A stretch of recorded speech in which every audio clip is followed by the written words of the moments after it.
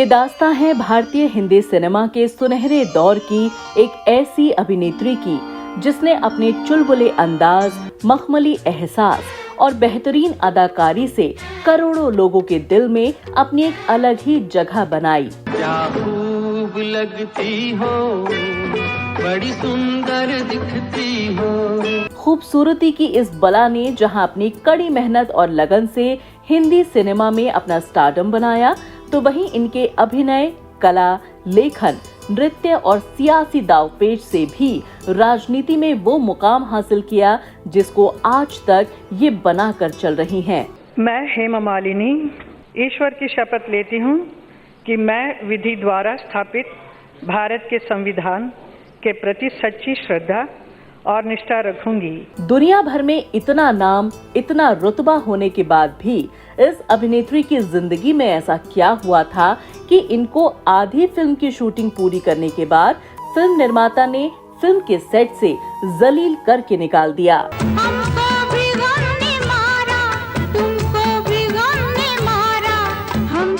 Hindi cinema की इस top अभिनेत्री को उस दौर में पाने के लिए बड़े बड़े फिल्म निर्माता और अभिनेता अपना सब कुछ गंवाने को तैयार थे।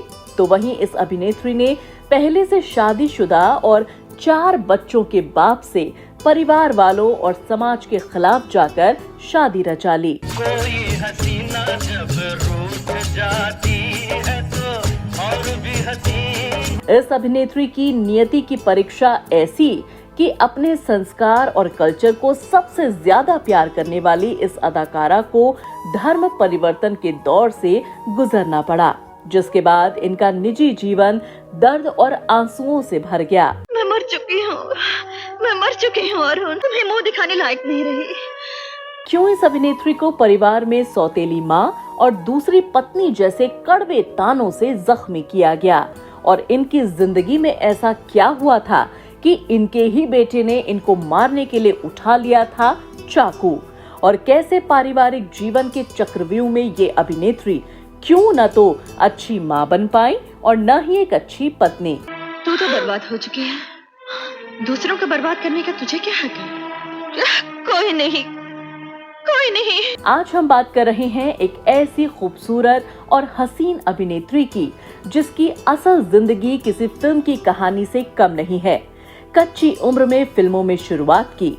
अपने फिल्मी सफर में इस अभिनेत्री ने झेली जिल्लत, जलालत और अपमान, लेकिन अपनी कड़ी मेहनत और लगन से इस अदाकारा ने खुद को तराशते हुए हिंदी सिनेमा का वो मुकाम हासिल किया जिसकी वजह से ये बनी हिंदी सिनेमा की ड्रीम गर्ल, यानी हेमा मालिनी।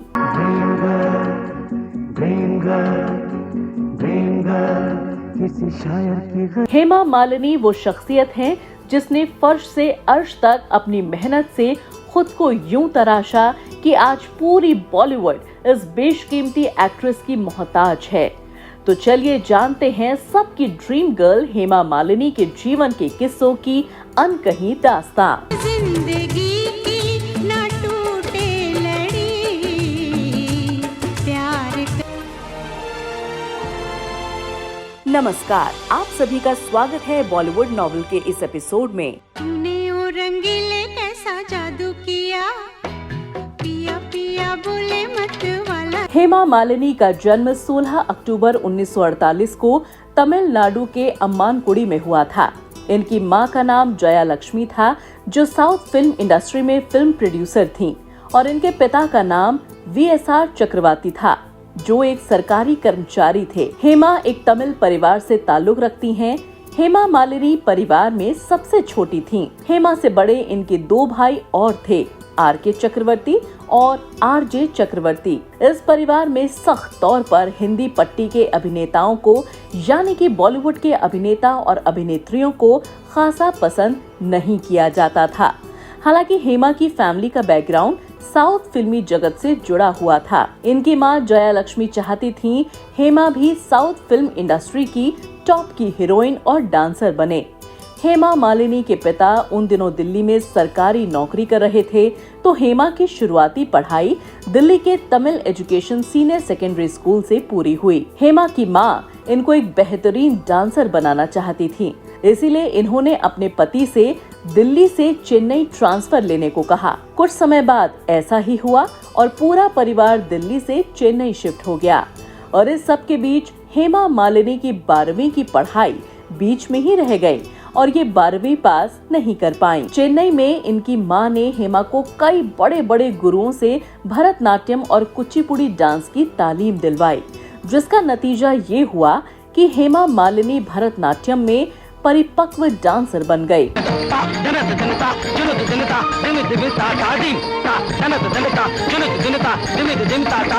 जिसके बाद हेमा की और उनकी मां की मेहनत रंग लाई और हेमा को 1963 में पहली बार हेमा को तमिल फिल्म इधु साथिया में ब्रेक मिल गया। इस फिल्म में हेमा को बैकग्राउंड डांसर की भूमिका मिली।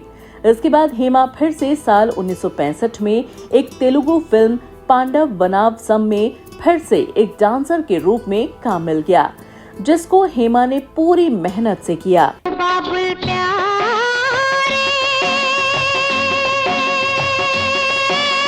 हेमा को अपने करियर के शुरुआती दिनों में कड़े संघर्षों से गुजरना पड़ा। 16 साल की उम्र से ही बतौर चाइल्ड आर्टिस्ट उन्होंने काम करना शुरू किया था। बॉलीवुड की ड्रीम गर्ल ने 1963 से अपने करियर की शुरुआत साउथ की फिल्मों से की थी, जिसमें वो बतौर बैकग्राउंड डांसर की भूमिका निभाती थीं। इसी दौरान जब साउथ के एक फेमस डायरेक्टर CV श्रीधर की नजर हेमा पर पड़ी, तो उन्होंने हेमा को अपनी फिल्म में बतौर लीड रोल के लिए चुन लिया। एक फिल्म प्रोड्यूसर आ गए थे। Film producer? हाँ, तुझे अपनी फिल्म में हीरोइन लेना चाहते, लाख रुपए का ऑफर दे गए।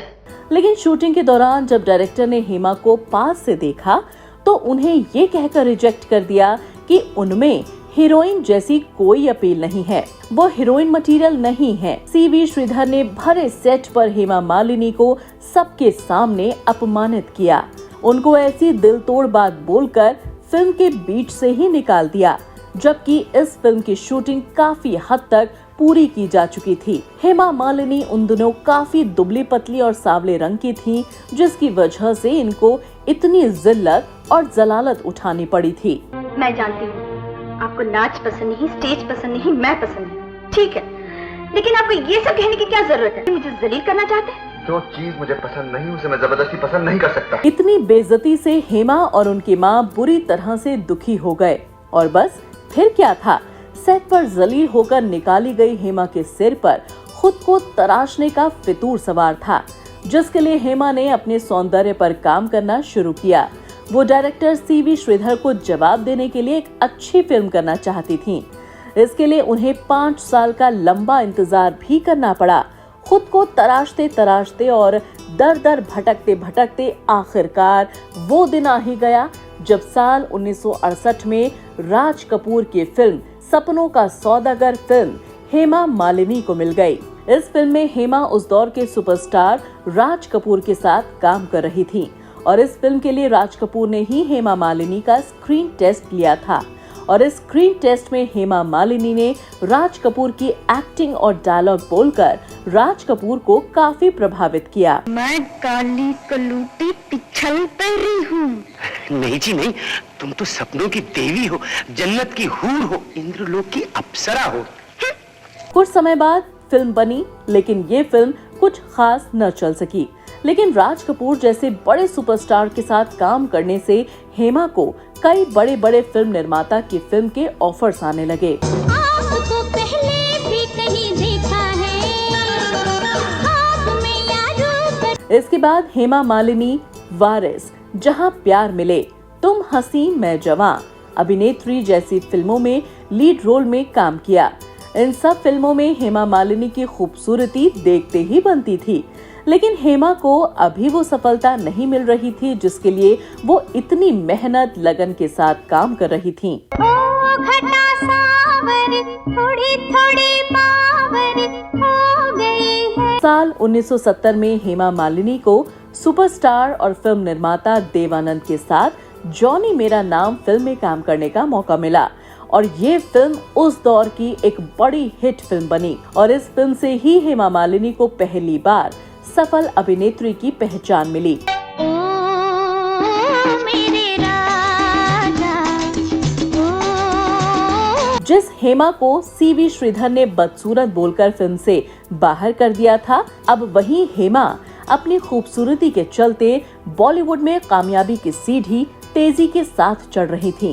नफरत करने वालों के सीने में प्यार भर दूं। इसके बाद हेमा को फिल्म निर्माता रमेश सिप्पी ने अपनी फिल्म अंदाज में हीरोइन ले लिया, जिसमें ये राजेश खन्ना के साथ कंधे से कंधा मिलाकर अभिनय करती हुई नजर आईं और हेमा के फिल्मी सफर को नई उड़ान मिल गई। जिंदगी एक सफर है सुहाना, यहाँ कल क्या हो। इसके बाद तो हेमा ने सफलता की इस रेस में कभी पीछे मुड़कर नहीं देखा। साल 1972 में आई इनकी फिल्म सीता और गीता ने तो हेमा के फिल्मी सफर को 7वें आसमान पर पहुंचा दिया। हवा के साथ साथ घटा के संग संग ओ साथी चल। इस फिल्म में हेमा का डबल रोल था, जिसमें ये संजीव कुमार और धर्मेंद्र के साथ बेहतरीन अभिनय करती हुई नजर आईं। और जिस दिन ये 3 किलो का हाथ पड़ गया ना, तो फिल्म के पोस्टर की तरह दीवार से चिपका दूंगा। अरे जा जा, तू क्या मुझे हाथ मारेगा? 36 का आंकड़ा बना दूंगी। गीता मेरा नाम है। हेमा मालिनी के फिल्मी सफर को बनाने में इनकी मां ने काफी मेहनत की थी। वो ही हेमा के लिए फिल्म का चयन करती थी। हेमा को अपनी मां का पूरा साथ मिला था। हेमा कड़ी मेहनत कर रही थी और हिंदी सिनेमा को वो राजा जॉनी, हाथ की सफाई, पत्थर और पायल, प्रतिज्ञा, शोले, चरस, महबूबा, ड्रीम गर्ल, त्रिशूल, द बर्निंग ट्रेन, अली बाबा और 40 चोर, क्रांति, सत्ते पे सत्ता, राजपूत, अंधा कानून, नास्तिक, जमाई राजा जैसी सुपर डुपर हिट फिल्म से हिंदी सिनेमा को 4 चांद लगा रही थी। तेरे चेहरे में वो जादू है, बिन डोर खींचा। शोले फिल्म में बसंती के किरदार ने तो मानो जैसे हेमा को इंडस्ट्री में सबकी चहेती बना दिया।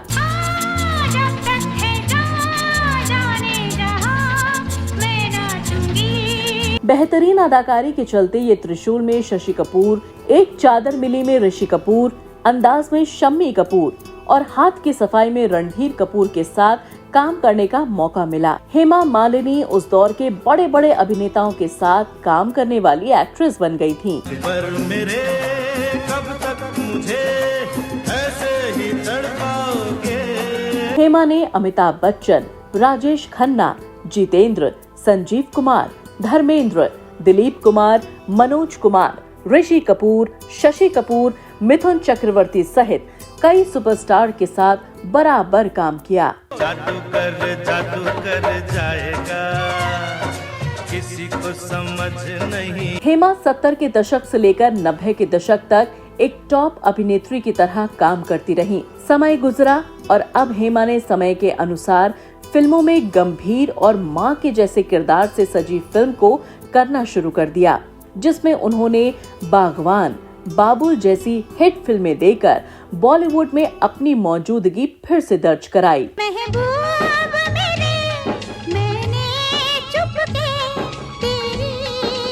हेमा ने 200 फिल्मों में काम किया और वो टॉप अभिनेत्री के पायदान पर विराजमान रहीं। हिंदी सिनेमा में उनके शानदार बेहतरीन अभिनय और अमूल्य समय देने के लिए उनको फिल्म फेयर के लाइफ टाइम अचीवमेंट सम्मान से नवाजा गया। पल भर के लिए कोई हमें प्यार कर ले, झूठा ही सही। हेमा मालिनी ने अपने फिल्मी सफर के दौरान फिल्म निर्देशन के क्षेत्र में अपनी किस्मत को आजमाया था और इनकी देखरेख में फिल्म दिल आशना है जैसी फिल्म बनी थी, जिसमें इन्होंने आज के सुपरस्टार शाहरुख खान को ब्रेक दिया था। दिल आशना है, जिगर आशना है। हेमा मालिनी ने फिल्म्स के अलावा टीवी शोज नुपुर का भी निर्माण किया था। चल सन्यासी मंदिर में तेरा चिमटा। तो ये था हेमा मालिनी का हिंदी सिनेमा का शानदार जबरदस्त सफर। आइए बात करते हैं हेमा मालिनी की निजी जिंदगी की, जो किसी फिल्म की कहानी से कम नहीं रही है। हेमा मालिनी की खूबसूरती के चर्चे बॉलीवुड में जोरों पर थे। बड़े बड़े स्टार अपना सब कुछ गंवाने को तैयार थे हेमा मालिनी के पीछे। तो ऐसे में सबसे पहले इनके इश्क की शुरुआत हुई फिल्म जगत के सबसे अक्खड़ सुपरस्टार राजकुमार से। राजकुमार और हेमा मालिनी यूं तो पहले भी मिल चुके थे, लेकिन जब इन दोनों ने एक साथ लाल पत्थर फिल्म की तो राजकुमार हेमा मालिनी के एक तरफा इश्क में पड़ गए। राजकुमार पहले से शादीशुदा थे, इसके बावजूद राजकुमार ने हेमा मालिनी से शादी की इच्छा जताई, लेकिन हेमा मालिनी ने राजकुमार के इस ऑफर को ठुकरा दिया, जिसके बाद ये बात इन दोनों के बीच यहीं पर खत्म हो गई। इस दिल से आ रही है किसी यार। राजकुमार के बाद हेमा की जिंदगी में आए मशहूर एक्टर संजीव कुमार। संजीव कुमार और हेमा मालिनी फिल्म सीता और गीता में साथ दिखे, जिसके बाद संजीव कुमार हेमा मालिनी से प्यार करने लगे और हेमा मालिनी भी संजीव कुमार को पसंद करती थीं और दोनों शादी भी करना चाहते थे। लेकिन संजीव कुमार की फैमिली हेमा को शादी के बाद फिल्मों से दूरी बनाने के लिए बोल रही थी। ये बात हेमा मालिनी की फैमिली को अच्छी नहीं लगी और इस बात पर दोनों फैमिली में मनमुटाव बढ़ गया और ये रिश्ता दोनों परिवार वालों की जिद के आगे टूट गया। ये सच नहीं है। अगर ये सच है तो ये बात तुमने मुझे पहले क्यों नहीं बताई? जिस तेजी के साथ हेमा का करियर दिन पर दिन बुलंदियों को चूमता जा रहा था, उतनी ही तेजी से एक नया तूफान उनके जीवन में दस्तक देने को आ रहा था और उस तूफान का नाम था धर्मेंद्र। दिल अच्छा है, अच्छी है सूरत, ममता की हो तुम कोई मूरत। काम के दौरान धर्मेंद्र की हेमा से पहली मुलाकात 1970 में आई फिल्म तुम हंसी मैं जवां के सेट पर हुई थी।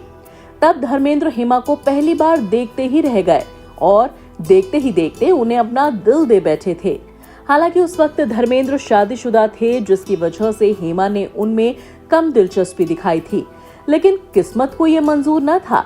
साथ काम करते करते एक समय ऐसा भी आया जब हेमा भी धर्मेंद्र पर अपना दिल हार बैठी और आखिरकार प्रतिज्ञा फिल्म की शूटिंग के दौरान हेमा का दिल भी धर्मेंद्र के लिए धड़कने लगा। लेकिन दोनों के प्यार की राह इतनी आसान न थी। एक ओर जहां दो दिल मिलने को बेताब हो रहे थे, तो वहीं हेमा का परिवार और धर्मेंद्र की पहली पत्नी ने इस रिश्ते का विरोध करना शुरू कर दिया। हालात तो यहाँ तक आ पड़े थे कि धर्मेंद्र ने हेमा के पिता पर एक बार हाथ तक उठा दिया था और इस वजह से हेमा के पिता नहीं चाहते थे कि हेमा उनसे कोई भी संबंध रखे। इसके बाद धर्मेंद्र ने उनसे चुप चुप कर मिलने की कई तरकीब भी निकालनी शुरू कर दी थी। धर्मेंद्र हेमा के प्यार में यूं पागल थे कि उन्हें हेमा का किसी भी को एक्टर से मिलना या साथ में तस्वीर लेना तक मंजूर न था। लेकिन रूठते मनाते हेमा का प्यार भी धीरे धीरे परवान चढ़ा और दोनों ने शादी करने का फैसला किया। तुम ही बताओ ना, कब होगी अपनी शादी? जब होनी होगी तब हो जाएगी। लेकिन दोनों के लिए शादी का फैसला लेना इतना आसान नहीं था। धर्मेंद्र के पहले से शादीशुदा होने की वजह से हेमा के परिवार वाले पहले से ही हेमा से नाराज थे, तो वहीं दूसरी तरफ धर्मेंद्र की पहली पत्नी प्रकाश कौर ने भी उन्हें तलाक देने से साफ इनकार कर दिया था। बस फिर क्या था, धर्मेंद्र अपने प्यार को परवान चढ़ाने के लिए किसी भी हद तक जाने को तैयार थे।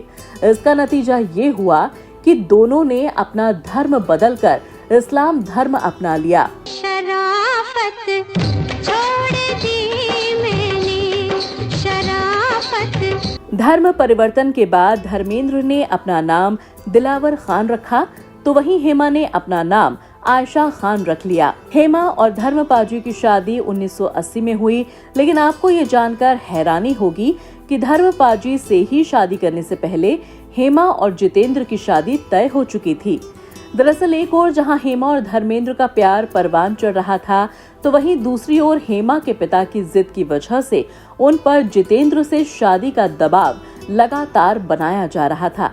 खबर तो यहाँ तक की है कि सीक्रेट वेडिंग की पूरी तैयारी थी और हेमा जितेंद्र की दुल्हन बनकर मंडप में बैठने को तैयार ही थी कि धर्मेंद्र को इसकी भनक लग गई और वो तुरंत शादी तोड़ने के लिए जितेंद्र की प्रेमिका शोभा को लेकर वेन्यू में पहुंच गए।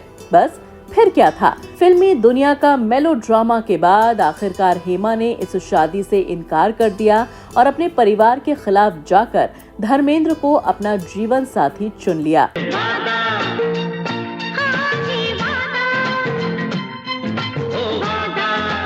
आपको बता दें कि पहली पत्नी से धर्मेंद्र को 4 बच्चे सनी देओल, बॉबी देओल, विजेता और अजेता हैं। सनी देओल और बॉबी देओल भी हिंदी सिनेमा के सुपरस्टार्स हैं। उनकी लोकप्रियता हेमा और धर्मेंद्र से भी कहीं आगे है। डराकर लोगों को वो जीता है जिसकी हड्डियों में पानी भरा होता है।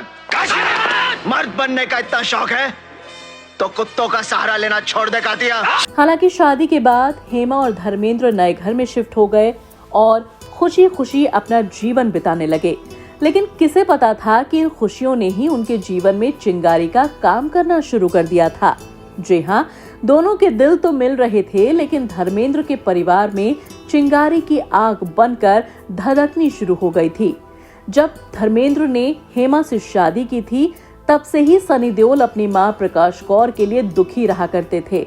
वो अपनी मां का दुख नहीं देख पाते थे और उसका जिम्मेदार वो हेमा मालिनी को मानते थे। कई बार उनकी इस बात को लेकर हेमा मालिनी से लड़ाई भी हुई।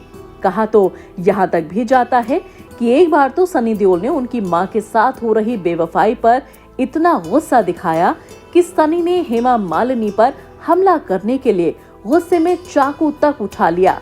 हालांकि हेमा और प्रकाश कौर इस बात से लगातार इनकार करते रहे। बस फिर क्या था, रोज रोज के गृह कलेश ने हेमा के जीवन में ऐसी उथल पुथल मचानी शुरू की कि एक समय के बाद तो हेमा और धर्मेंद्र की हर सुबह लड़ाई झगड़े से ही शुरू होती थी और इसी पर खत्म होती थी। हालांकि कई मुश्किलों के बावजूद दोनों ने शादी को बचाए रखने का फैसला किया।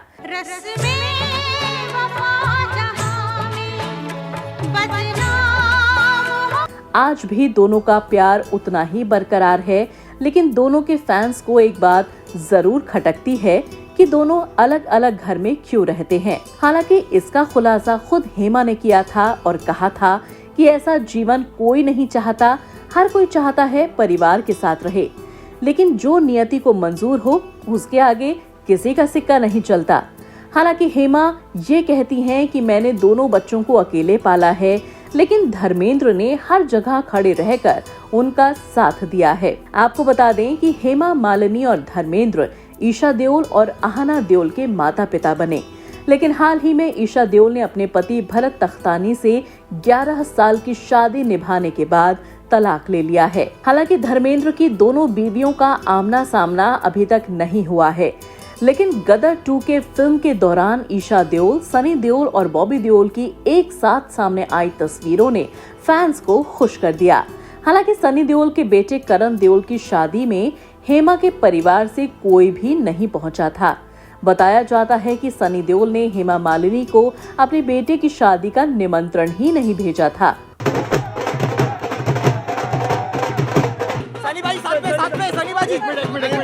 वो आज भी हेमा मालिनी को अपनी मां नहीं मानते हैं और उनसे कोई भी वास्ता नहीं रखते हैं। So nothing can come in between us. I understand his problems, so I adjust everything according to him. अब ये जग जाहिर है कि हेमा और धर्मेंद्र एक साथ तो हैं, लेकिन दोनों की राहें अलग अलग हैं।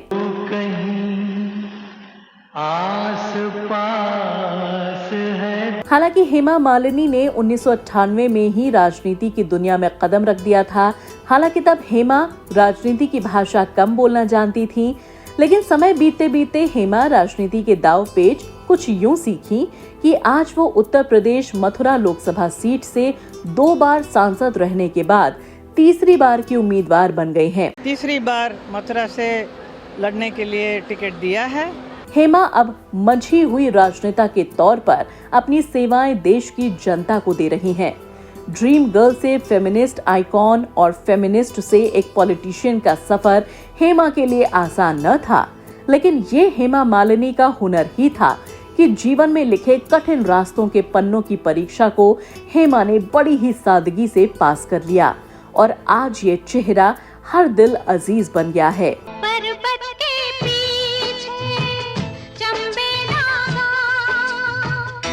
तो दोस्तों, ये था हम सब की ड्रीम गर्ल हेमा मालिनी के ऊपर बनाया गया पूरा शो, जिसमें हमने हेमा के जीवन को आपसे रूबरू करने की कोशिश की है।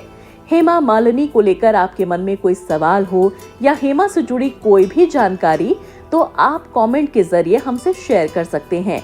और अगर हेमा से जुड़ी कोई भी जानकारी अधूरी रह गई है तो आप हमारी टीम को माफ करें और अगर आपको हमारा शो पसंद आया हो तो आप चैनल को लाइक एंड सब्सक्राइब करना न भूलें। जल्दी ही एक और नई एक्ट्रेस या एक्टर की बायोग्राफी लेकर फिर से हाजिर होंगे। तब तक आप अपना और अपने परिवार का ख्याल रखें, सुरक्षित रहें। धन्यवाद। हमें तुमसे प्यार कितना ये हम नहीं जान